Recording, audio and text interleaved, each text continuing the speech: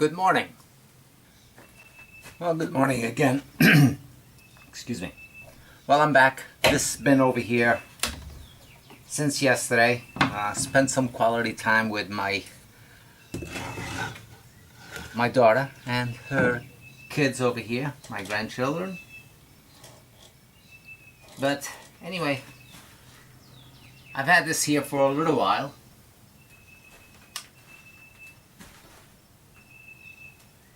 And yesterday I started roughing it in, getting the basic shape of what I wanted, or what I thought I wanted, while I had that faceplate, even though the glue was still kind of fresh. But anyway, the lathe is set at 340 RPMs. That's what I've been spinning this with. And well, today I'm going to screw up this outside face, make probably an 8-segment ring to go around this outside. So I've shaped it more or less. Just wanted to see which tool was going to be working out the best for me, and this is it. But anyway, I'm going to true up the face, clean this up a little bit, and do a little bit on the inside. Just break some of the roughness that's going in there. Get more or less, not finalized, more or less the shape that I'm going to be going for.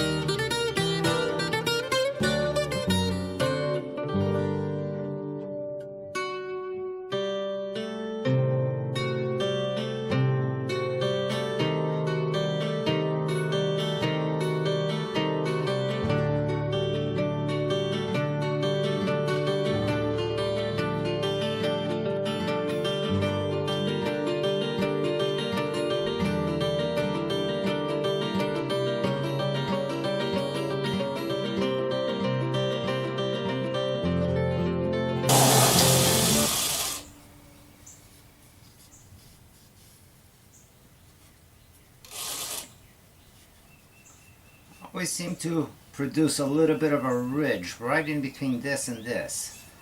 Gonna work that, but don't know why I get it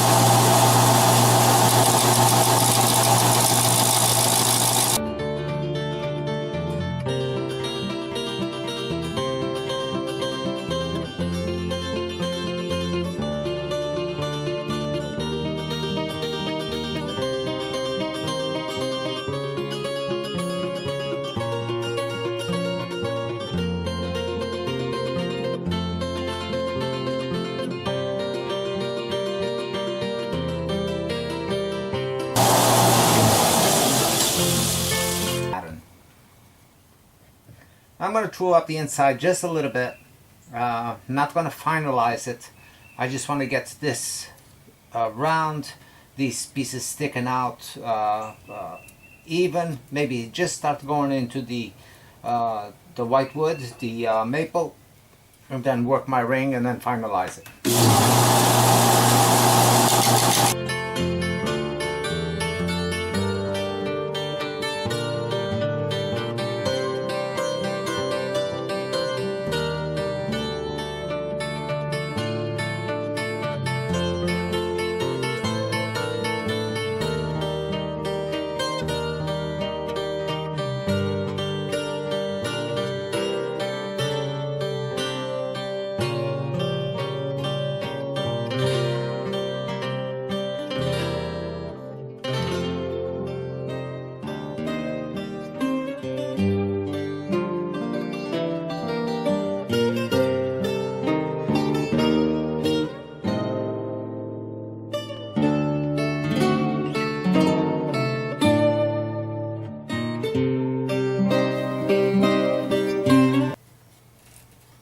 getting a little bit beat up on these outside edges over here.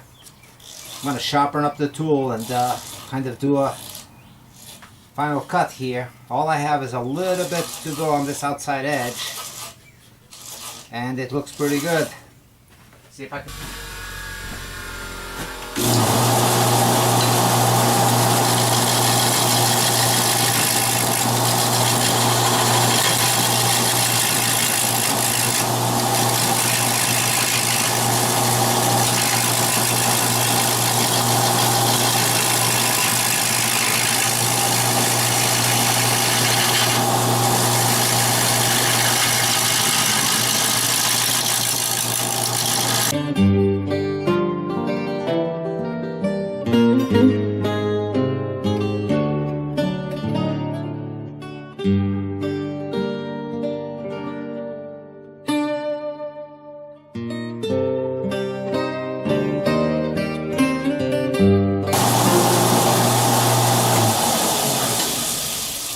As soon as I feel the tool getting a little bit more of a bite, that means that I'm getting a little bit too much contact on this area. So I just pack it up a little bit, and that does it for me.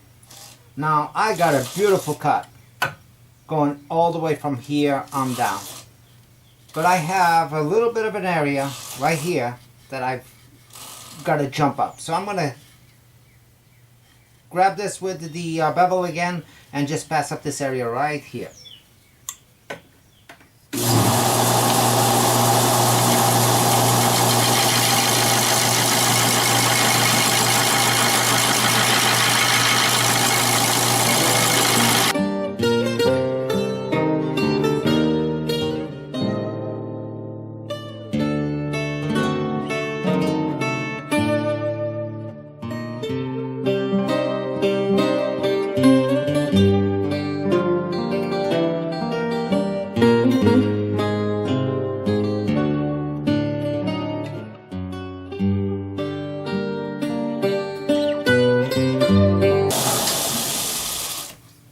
Yeah, it's very easy for you to create unevenness when you're going from solid ring into one that's broken up like this. So the tool, when it gets here, it has a tendency to cut a lot more than it does when it's on a solid. So you have to adjust your control of your tool pressure between the two. It takes a little getting used to. I just have to smooth up this area right here. I have a little bit of a hump on this area right in here.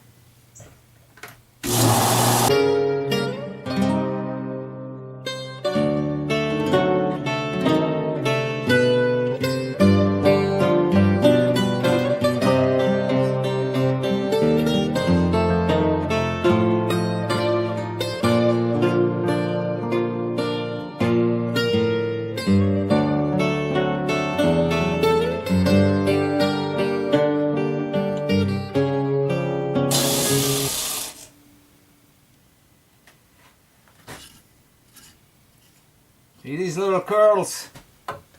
This is what I've been going for. You make these little cuts with these little curls like that, and you know you got clean cuts.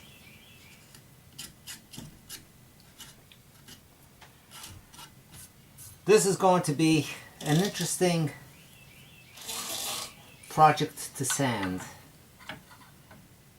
I want to go in here just a little bit.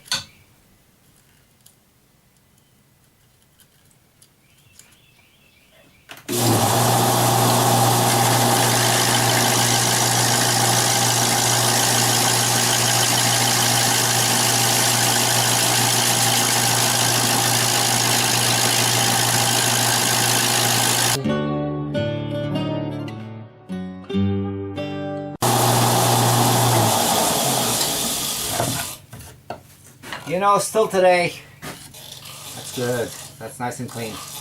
You know, I find tool handling situations where I realize that on how I'm holding my tool, the bevel, and I find that perfect sweet spot. And I try to retain that for all my future cuts. And of course, that doesn't always happen. But every day I find myself being better and better with the control of the tool. And you know, when I first started, I mean, I was getting banged up all over the place. And really, the key, you know, it doesn't matter what you do, the key is finding that sweet spot of your tool. And once you find it, stay with it and work that cut several times, and you almost get a memory set for it on how it's working for you. But I can't find the bevel and just pull straight in, because then the front will lose contact. So you see the contact that you're making and that cut, and you are going with that flow, but making a slight adjustment with the back of your handle, very slowly, achieving always that tip to be making contact with the wood and always producing those little curls. If you move the tool in any way a little bit too much in any particular motion, you're going to change that cut. You're going to create something different than what you had been creating up to that point. So if you are trying to achieve a final finish, you have to start with that little light curl and finish with that light curl. So, well, back in here, I see that the base, I still have some square segments in here. So I have to turn this area, and I'm gonna not worry too much about it. I'm actually gonna go in here and make some cut and shape up this bottom a little bit.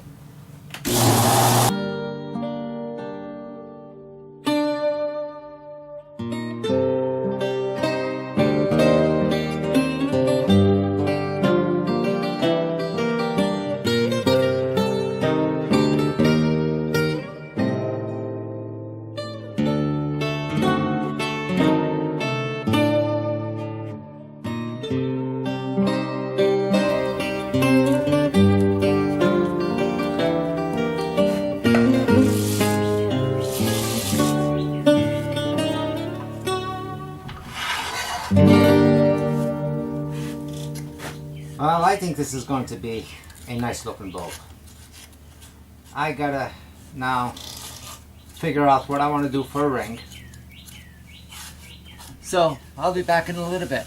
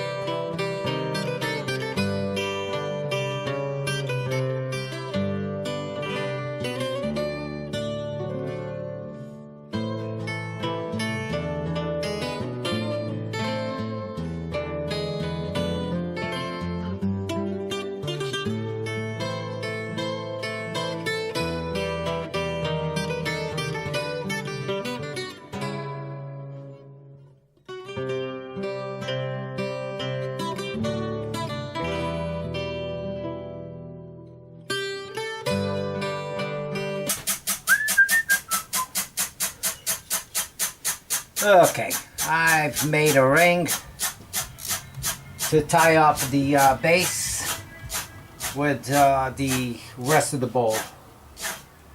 And it's going to be this mahogany ring. That's going to be the final piece to this.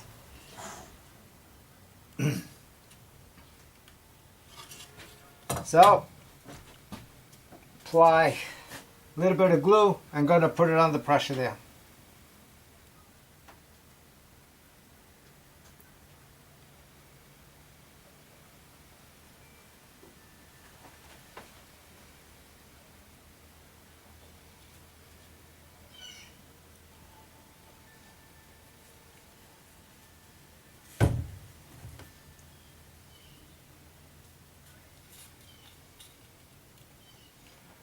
This ring has no waste.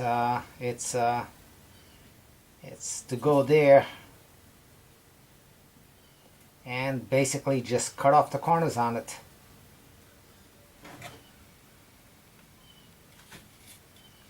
A little bit too much glue.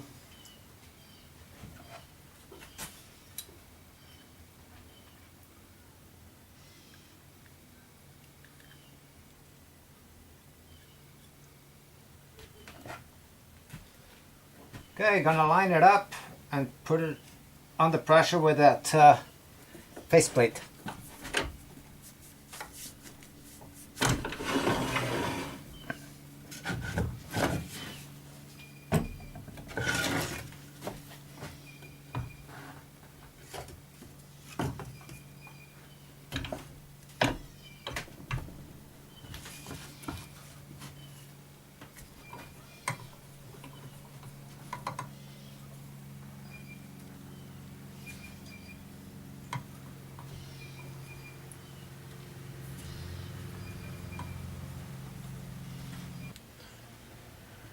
Well, I've attached that ring. The ring's been on here for about an hour or so.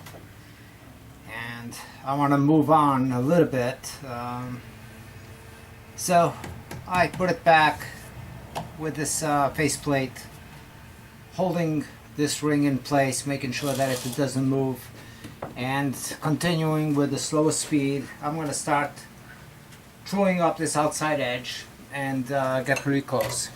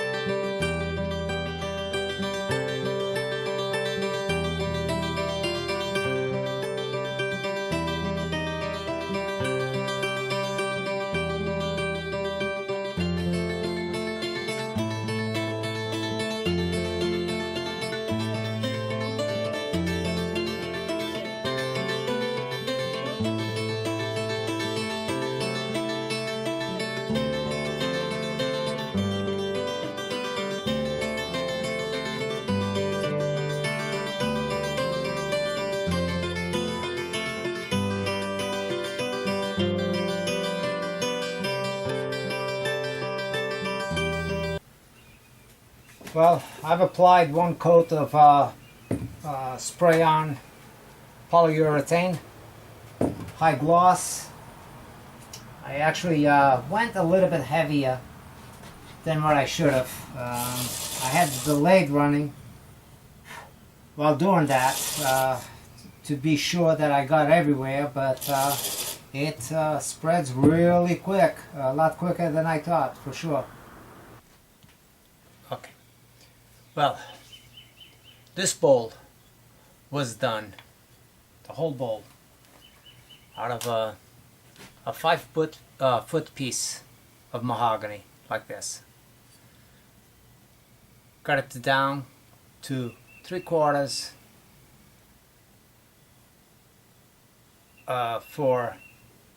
by 1 inch. Split, other words, a piece from this in half to make the staves, the uprights. So they were about 1 inch thick by 1 inch wide. And for the segment piece, I cut them 3/4 inch by 3/4 inch squares. So I used up about 5 feet of this, and I used about 3 feet of maple, 1 by 3. They were split exactly in half, and that made these staves and these. Now I have an extra one. There was a slight round at the end of the board, so I didn't use up this piece. But when I drilled them, what I did is I matched up the pieces like this.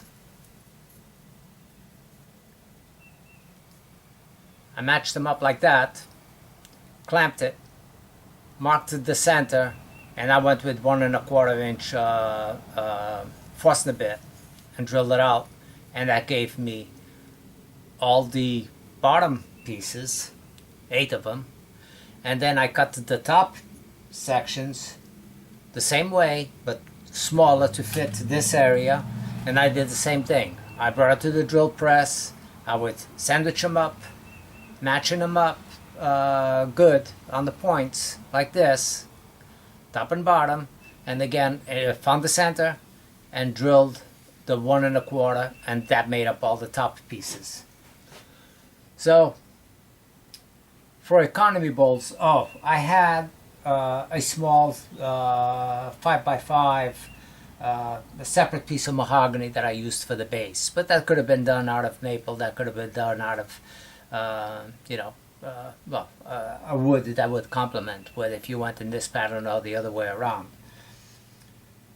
So that's a very economical bowl to make.